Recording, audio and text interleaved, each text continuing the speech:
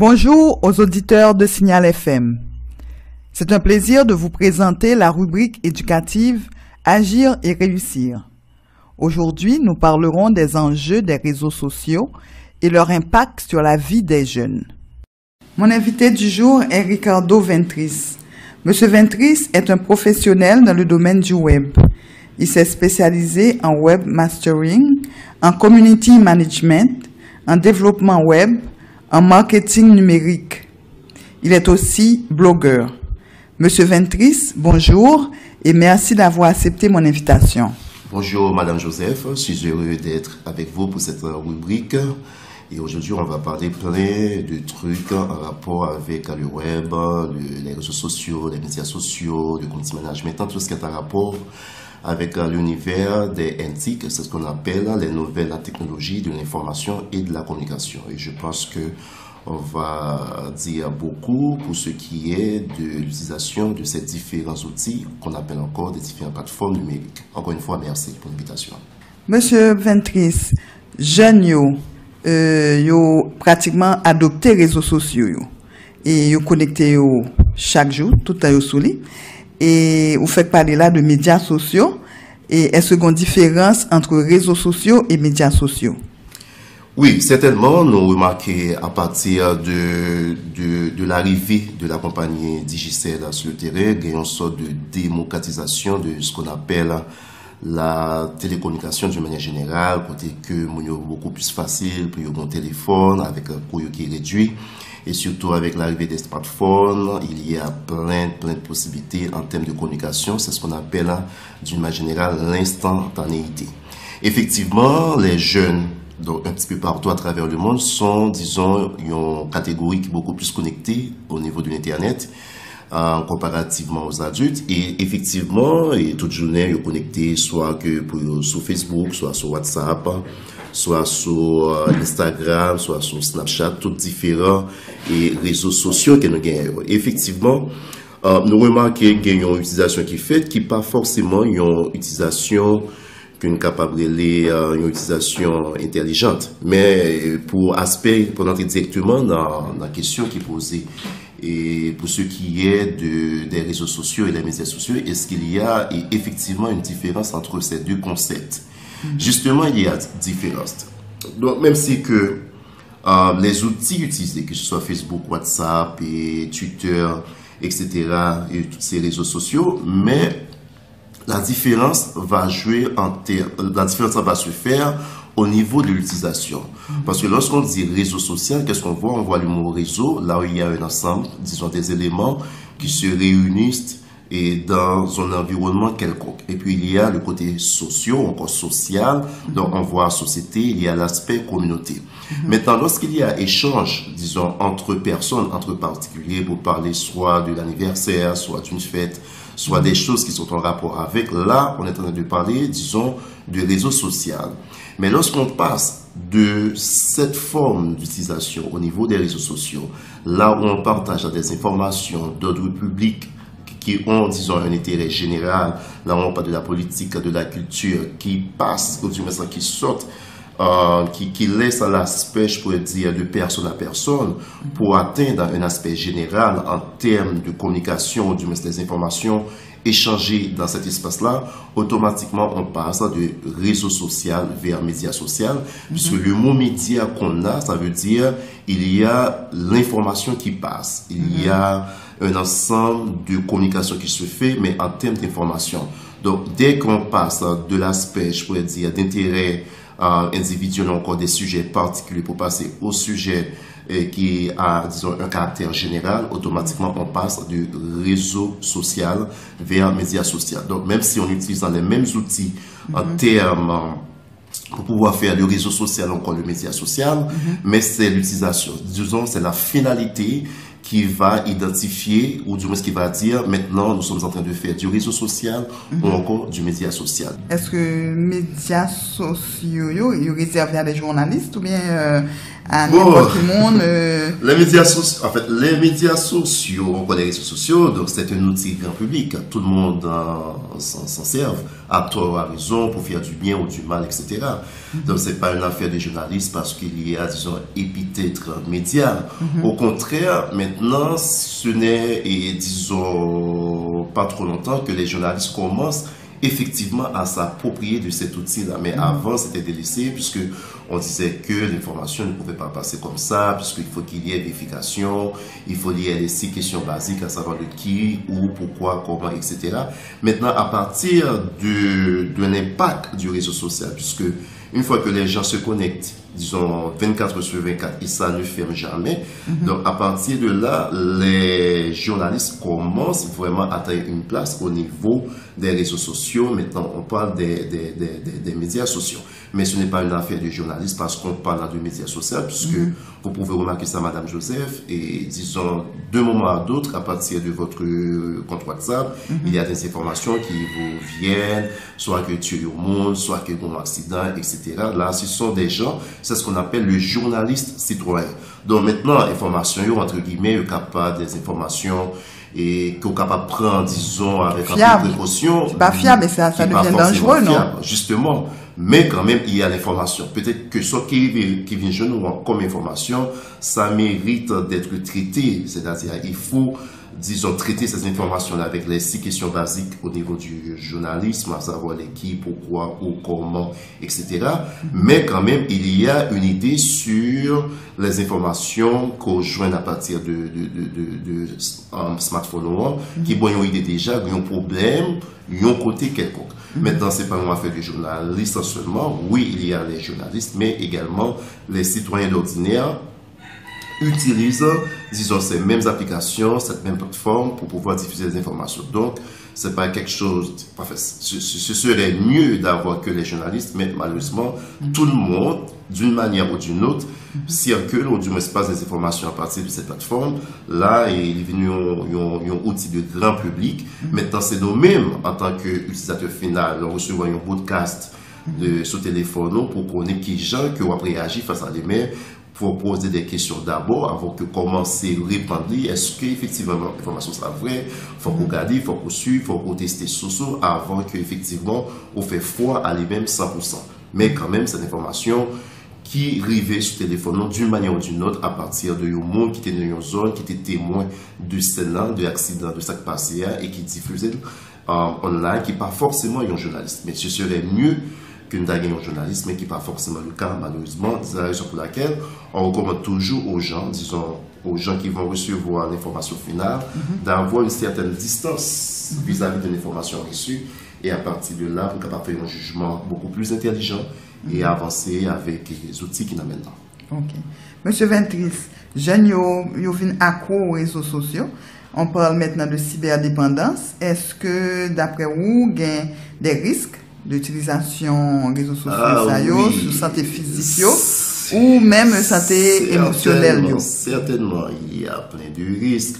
Maintenant, on dit que les jeunes sont les accros, mais il n'y a pas que les jeunes, les adultes également, parce que tout le monde. Et d'ailleurs, il y a un pile statistique à travers le monde qui parlait d'accidents qui fait le fait que vous êtes en voiture, la petite smartphone, soit pour texte, soit pour la faire selfie, etc. Donc, c'est un phénomène qui existait un petit peu partout à travers le monde. Et ça, c'est une cause de décès à travers le monde, cette affaire d'utilisation et des réseaux sociaux pendant que on est en pleine activité, dans la rue, dans le volant, et sur la fond bagaille, et puis les distraits. Effectivement, il y a ça. Mais on a parlé de cyberdépendance. Effectivement, cyberdépendance là, nous constatons et ça fait un peu mon petit job au lieu que je travaille dans Facebook, etc. Maintenant, est-ce que ça est capable de gagner certaines incidences du point de vue physique et mental? Oui, certainement. Puisque c'est pas nous-mêmes qui disons ça en premier. Je crois que Albert Einstein avait même déjà annoncé de ça. Pour dire que dans une citation, il dit que autant que technologie a développé, il y a beaucoup plus d'intelligence et autant que les humains deviennent plus idiots. Donc, c'est un constat réel. Donc, ouais que mon c'est mon accident. Au lieu que mon nom les côtés secours, premier réflexe, c'est prendre un téléphone, faire un selfie avec cadavre là, avec un qui accidenté, pour capable faire hit, pour capable jouer un peu like, un peu share, etc. Donc, effectivement, ça a gagné une incidence, une certaine incidence physique sur les jeunes. Il est capable de faire accident, il est capable de rendre des asociales, etc. Donc, du point de vue mental, c'est idem également, puisque je ne connais pas très tard dans la soirée, il y a des chat, etc. Donc, en question de l'examen, il n'y a pas dormi à l'heure, etc. Et des fois, mon a négligé tête de manière totale, du point de vue physique, etc. Tellement qu'il est toujours dans le téléphone, soit la fond quelconque. Effectivement, c'est un fléau mondial que lié.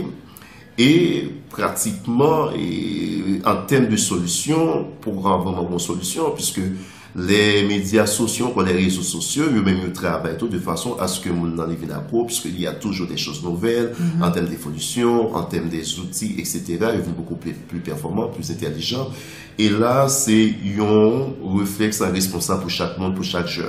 C'est-à-dire, vous connaissez que l'outil effectivement, il est intéressant, on est capable de faire communication, on est capable d'aller beaucoup plus vite, mais il y a la vraie vie, à côté de la vie virtuelle, qui est l'utilisation de ces différentes applications pour communiquer, faire passer l'information, s'amuser également.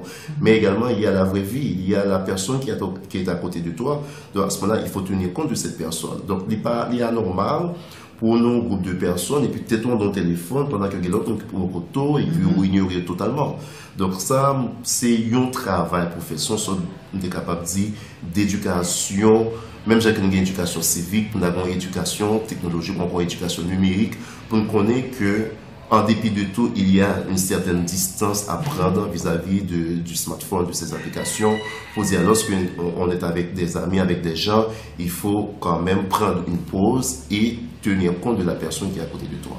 Donc ça, c'est réel. Et la cyberdépendance est palpable et c'est un fléau mondial. Donc ça, c'est clair.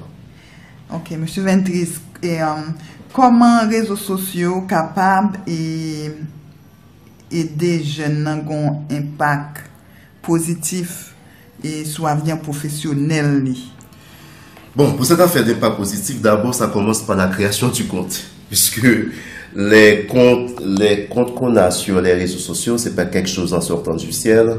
On a pris du temps à travers un laptop, un smartphone pour créer ce compte. Donc à ce moment-là, avant même de toucher à Facebook, à Twitter, à Snapchat, à Instagram, il faut se demander pourquoi être sur, disons, l'un de ces réseaux sociaux-là.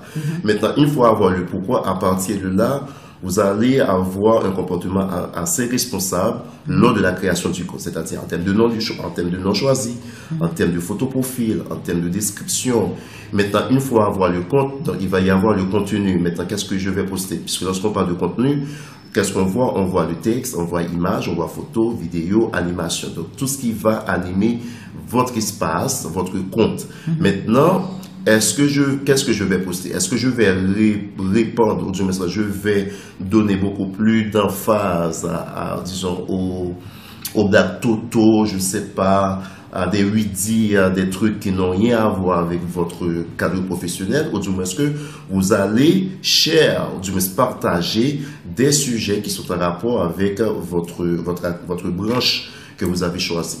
Par exemple, si je suis dans la cosmétologie, donc naturellement, en tant qu'une personne qui s'intéresse à la cosmétologie, je devrais en principe partager des informations dans mon espace, tout ce qui est en rapport avec la cosmétologie. Alors, je ne vais pas dire d'une manière totale, mais disons, en grande partie, ça devrait être, même s'il y a, disons, d'autres sujets que je pourrais partager. Maintenant, en termes d'impact positif, c'est le comportement. D'abord, c'est le comportement responsable en termes de partage. Puisque vous n'êtes pas sans savoir, Madame Joseph, puisque pratiquement, parce que partout où on va, où on postule pour un job, on postule pour un job, on demande qui compte,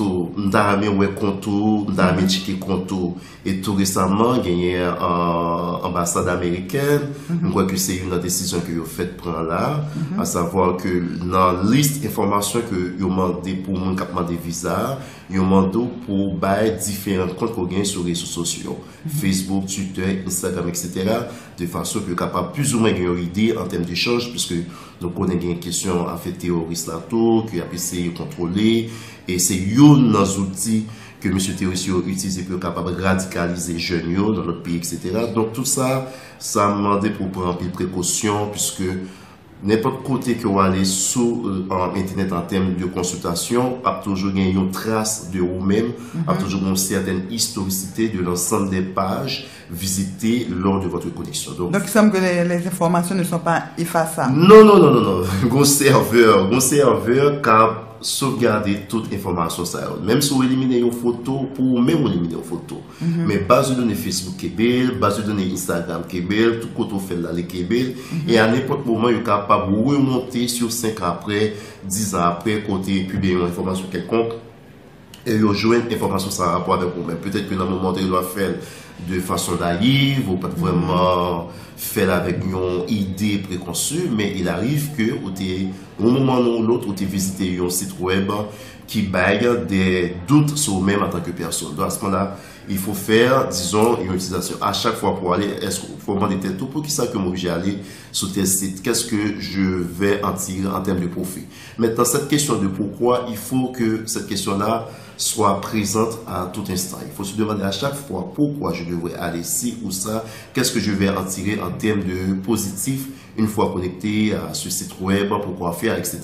Et c'est à partir de là que on parle gagner, je pourrais dire, la personne physique qui va être en harmonie à la personne en virtuel. D'où, en d'autres termes, rester moins croyé dans le milieu physique, dans l'aspect physique là, toujours bas pour refléter même ça dans l'aspect virtuel. Donc c'est ça. Donc soit son monde qui est gentil, ou son monde qui est honnête, ou son monde qui doit, ou son monde qui est positif, ou son monde qui travaille vers le progrès, etc. Même dans le comportement, au niveau du web, il faut refléter, disons, cette même image en termes de suivi, puisque le web n'est autre que la continuité de votre personnalité. Puisqu'il y a certaines personnalités qui sont en fuite, même si vous créez un compte parodie, ou du moins que un compte des fake qui pas refléter ou même en termes d'identité, mais automatiquement, dès qu'il a fait des recherches sur vous-même, il a fini par jouer une certaine connexion entre nous-mêmes avec comme ça, puisqu'il y a des traces qu'on a blessés, et puis l'appareil utilisé également va pouvoir être identifié sur le réseau à partir d'un IP. Maintenant, ce même IP, il va le même IP, ça allait sur monsieur Jean-Marie, et puis même IP, ça allait sur monsieur Jean-Bolo. Jean-Bolo a fait des autres d'une part, et puis Jean-Marie, c'est le côté gentil. Donc là, on va déduire effectivement que c'est la même personne, puisque c'est le même IP qui va tantôt sur Jean-Marie, le même IP va sur Jean-Bolo. Or, Jean-Bolo, c'est le vagabond, et Jean-Marie, c'est le bon monsieur. Donc, pratiquement, c'est le même IP. La déduction, c'est la même personne, utilisant le même canal de transmission pour pouvoir connecter au monsieur gentil, au monsieur vagabond. Donc, à ce moment-là, il faut quand même faire, disons, une utilisation responsable en posant la question pourquoi je devrais faire ci ou ça, qu'est-ce que je vais en tirer en retour en termes de positivité si je fais ci ou ça. Donc c'est l'aspect positif de la question et ça doit commencer dès la création du compte. De se demander pourquoi, quel nom que je vais mettre, quelle photo je vais mettre, quelle description que je vais mettre et finalement quel contenu je vais partager, disons, à la grande communauté à partir de mon compte. Et à partir de là, on va faire une idée exacte de votre personne. Et là, vous pouvez en tirer également. Puisque s'il y a une personne cherchant quelqu'un dans le domaine de la cosmétologie, une fois retrouver ton compte,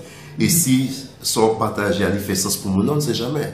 Il peut y avoir une certaine connexion, et puis de là, on déboucher, une ouverture, une opportunité, et puis à partir de contour, il est capable de passer d'une étape en autre étape, parce que au étape partager des sujets qui sont vraiment intéressants, qui fait sens pour notre monde, qui gagne un bagage qui est intéressant, qui a une opportunité, et puis il est au fou parce que on a même ligné ensemble avec lui en termes d'information, en termes de contenu que nous avons partagé sur le réseau social.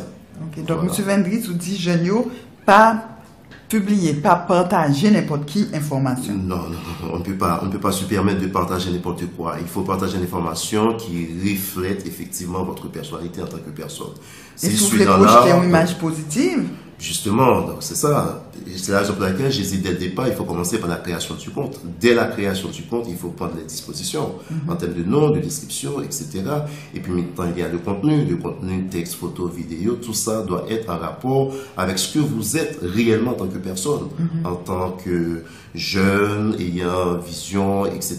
Donc à partir de là, on va publier tout ça qui qui lié avec nous-mêmes en tant que personne. C'est la raison pour laquelle je dis toujours, il faut être dans le monde virtuel ce que vous êtes déjà dans le monde réel. Donc, c'est-à-dire que sans qu'on y ait dans le monde physique, le monde réel, il faut que vous reflétez même image dans le monde virtuel. C'est ce qu'on appelle dans le web, les réseaux sociaux, les médias sociaux, etc.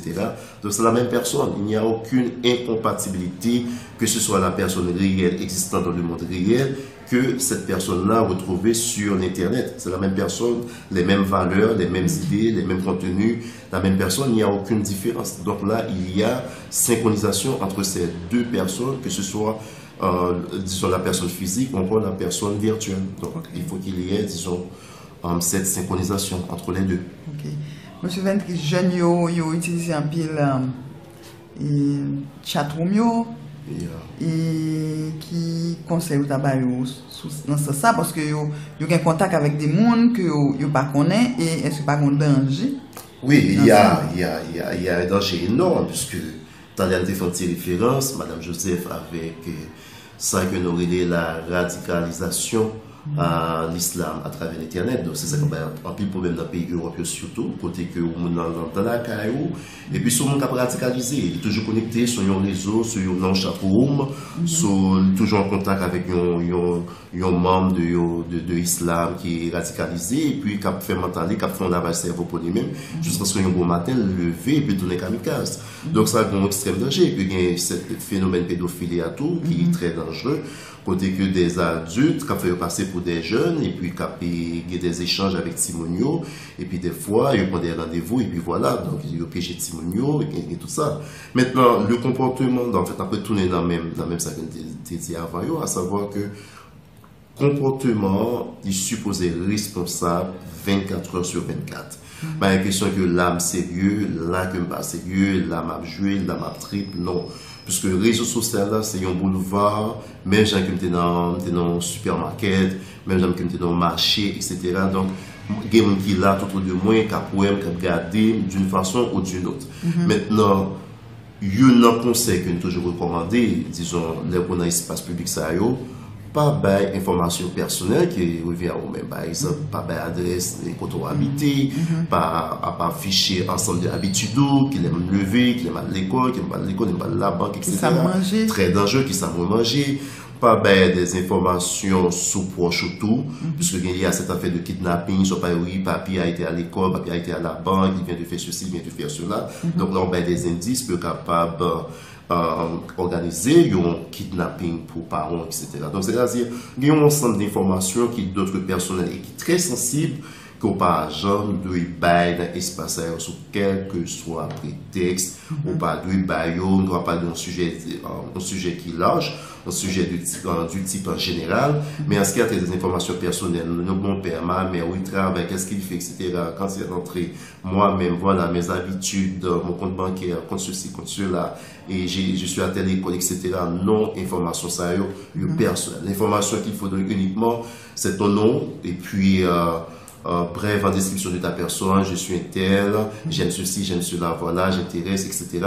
Mais pas des informations clés, des informations qui, en rapport avec nous-mêmes, des informations sensibles, puisque pas une cible, des poils, une occasion pour des personnes mal intentionnées capables d'organiser des pièges pour eux-mêmes et qui capables de nos conditions extrêmement difficiles. Donc, le message n'est autre avoir un comportement responsable. Avoir un comportement responsable, à chaque fois, il faut se demander pourquoi faire cela, à quoi je vais et avoir en termes de résultats, en termes de positivité. Donc, dès que toujours il y a une question sérieuse à chaque fois, pourquoi, comment, etc., est-ce que ça vaut la peine? Automatiquement, c'est comme un rappel pour vous dire, il ne faut pas faire ça, je dois rester dans la limite imposée. Puisque même gens dans l'école, ou dans le supermarché, dans le supermarché, ou dans le marché, on ne peut pas dire que, c'est une question pour parler bien fort, c'est même gens dans l'espace réseaux sociaux, qui sont espaces où il y a des millions de monde qui ont monté des descendent, qui ont regardé, etc. Il faut avoir ce même comportement, à savoir il y a des informations non à divulguer, il y a des images non à diffuser, il y a des textes non à propager. Donc, beaucoup de discrétion. Oui, justement, beaucoup de discrétion, des informations personnelles, et puis on partage tout. même si vous ne pouvez pas parler des informations personnelles ou même, mais si on a publié des salades, etc., ou pas arrêter même pour reprendre, là pour reprendre, ça veut dire, ah, j'aime ça, m'encourager ça, justement, j'adhère, j'encourage, et puis je propage. C'est ça, ça veut dire automatiquement. Donc, automatiquement, vous venez dans la même ligne de pensée avec nous, ça, qui a publié des informations en rapport avec la pornographie, avec des scènes de crime, des scènes de violence, etc. Dès qu'on reprend, dès qu'on like, ça veut dire automatiquement, j'adhère à cette forme de pensée, à cette forme d'attitude, qui c'est un comportement irresponsable en tant que jeune qui gagne une autre vision ou même dans la vie réelle. C'est la raison pour laquelle il faut toujours être ce que tu es dans le monde virtuel. Donc, pas question que mon Ricardo, mon gentil Ricardo dans le monde réel, et puis dans le monde virtuel, je suis un bandit, je suis prêt à tout faire, etc., qui me dénature en quelque sorte. Voilà, donc c'est toujours comportement responsable. Ok. Là, nous parlons de parents, de jeunes que les réseaux sociaux sont capables de danger pour eux. Comment parents sont capables d'aider les jeunes? Qui rôle parents dans le cas ça? Bon, ça c'est parce que tous parents baillent jeunes des smartphones et un contrôle parental. C'est une grande question, Madame Joseph, mais je dois vous dire sincèrement, c'est extrêmement difficile pour qu'il y ait, disons, un contrôle parental, ou un certain contrôle. Parce que l'organe d'utilisation des réseaux sociaux, même si je n'ai pas un smartphone, ça ne veut pas dire pour autant que je vais aller sur Facebook. Et maintenant que je gagne, moi-même beaucoup plus intelligent que les parents lui-même des baguettes, etc. Même si les ouais, ils pas même comprendre ce que ça veut dire. C'est même gens que l'organe Internet la caillou, même si on mettait, même si il y a des logiciels spécialisés qui baillent accès, qui limitent l'accès à un certain nombre de sites Internet. Mais là encore, en dehors de l'école, on est capable de jouer avec notre petit monde, etc. Maintenant, en termes de conseils pour les parents, parce que capable toujours jouer au moins, capable d'essayer de remédier avec genre de problème ça. Même penser que pour les parents, ils ont une seule porte de sortie. Responsabiliser l'enfant. C'est-à-dire pour dire, chérie, voilà, vous avez ce smartphone-là, voilà ce que vous pouvez faire avec. Également, voilà ça qui est capable de vivre avec lui selon une utilisation telle ou telle façon. Donc, c'est parler avec Timon, c'est faire c'est communiquer, c'est faire comprendre effectivement que la vraie vie n'est pas forcément la vie virtuelle. Donc, il y a une vie virtuelle, mais la vraie vie, c'est cette vie-là qu'on va vivre en réalité. D'ailleurs, on doit mourir dans la vie physique là, pour continuer à vivre dans le monde virtuel là, puisque moi-même personnellement, ça c'est mon expérience, j'ai un compte, ça s'appelle Nathalie Jaco. Et dans le moment qu'il m'a fait interview avec Madame Joseph, compte moyen de continuer à diffuser des informations. Il y a des informations qui passent sur eux, c'est comme si moi j'ai des smartphones, des ordinateurs, m'a passé informations. Ça veut dire que même dès que moi t'as mouru, comme ça, il a toujours passé des informations comme si moi j'étais vivant. Donc, mon programmation que moi fais sur lui, c'est que moi connecte avec toute réseau d'informations, qui diffuse l'information. Dès que mon information sortit, automatiquement les poster en temps réel. Donc, ça veut dire que dans le monde réel, on est capable de mourir pendant que continue à vivre dans le monde virtuel. Donc, ça veut dire que parents, les grands seul pour de sortie, c'est la communication, responsabiliser l'enfant et diminuer effectivement, mais ce qui est capable de vivre en termes de danger, parler ensemble avec eux, mais qui ne sont pas au smartphone, juste limité, c'est pas vraiment la vraie solution. C'est une solution apparemment, mais à l'école, il y a d'autres smartphones, dans le cybercafé, il y a d'autres smartphones. Donc, il y a toujours un moyen quand même pour contourner, il doit avoir un smartphone, je m'entends dans le avec les cas aux amis, les son petit les prendre, les après tourner les cas aux amis. Donc, il y a plein, disons, de moyens pour contourner. Si tu vois dire que vos solutions, c'est pas un smartphone. Au contraire, c'est qui tu avec smartphone, mais l'essentiel toujours par ensemble avec eux, parfois aller sur même réseaux sociaux ensemble avec eux, etc. Battre pour participer dans le même chapeau ensemble avec eux, faire ajouter très court de façon capable, un détective, capable de dire, pour capable toujours suivre effectivement ce qui a passé en termes de messages, d'échanges. Sinon, c'est un combat perdu d'avance parce qu'on n'est pas capable vraiment limiter si toutefois on peut utiliser de la manière forte, à savoir on ne pas boire téléphone, on ne pas boire ordinateur, c'est vraiment impossible. Le mieux, c'est communiquer, parler ensemble avec eux, responsabiliser eux sur les réseaux sociaux, faire comprendre que les réseaux sociaux là, c'est même gens avec le monde réel, c'est-à-dire il y a des gens autour de toi, il faut tenir compte de ces personnes-là, il faut faire attention à certaines personnes, etc. Dans ça que on dit, dans ça qu'on diffuser, dans ça qu'on peut prendre, dans ça qu'on prôner comme idée, comme pensée, etc. Et à partir de là, et au fur et à mesure, et l'enfant va se responsabiliser et puis va dire, et effectivement, mamie, papi, tu as raison, je ne vais pas faire ça, je vais me comporter de cette façon. Et puis celui-là va se faire par elle-même, automatiquement. Ok. Monsieur Ventris, maintenant, est-ce que tu as un message, un dernier message, un message spécial et pour jeunes, pour aider à réussir? Bon, en fait, si que moi t'as un message, en fait, le message ce serait soit, en fait, nous quoi, sur quatre mon message qui dit que connais-toi toi-même et que tu connaîtras l'univers. Donc, si mon message a parlé presque à peu près dans la même ligne avec, disons, philosophe Socrate, dans le sens que soyez dans le monde réel que au même moment dans le monde physique et partagez toujours justement dans le monde virtuel et partagez toujours tout ce qui est en rapport avec votre vision, votre progrès, votre rêve. Donc c'est ça qui a pour soi aller vers l'avant. Donc le message est simple, est clair. Mon courrier dans le monde physique, comme même dans le monde virtuel, et toujours partager des contenus qui sont en rapport avec votre rêve, votre vision, votre progrès. Voilà le message. Merci, M. Ventris, d'avoir bien voulu répondre à mes questions. Merci, Madame Joseph. C'est à moi de vous remercier pour cette interview accordée dans votre espace. Encore une fois, merci. Et à très bientôt. Pour conclure, nous conseillons aux parents, comme l'a souligné M. Ventris, de créer une passerelle de communication avec les jeunes. Et si vous devez mettre à leur disposition un smartphone, faites-le, si possible, après la 9e année fondamentale. Une théorie économique stipule que, dans un espace où il y a deux monnaies circulant librement, la mauvaise monnaie finit par chasser la bonne. De même, sur les réseaux sociaux, les fake news, à savoir les informations non fondées et parfois négatives, circulent aussi librement que les bonnes.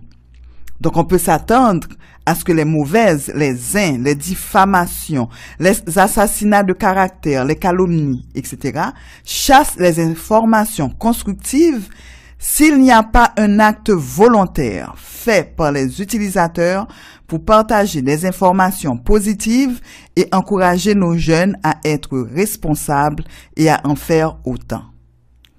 C'était la rubrique Agir et réussir, présentée par Judith Joseph.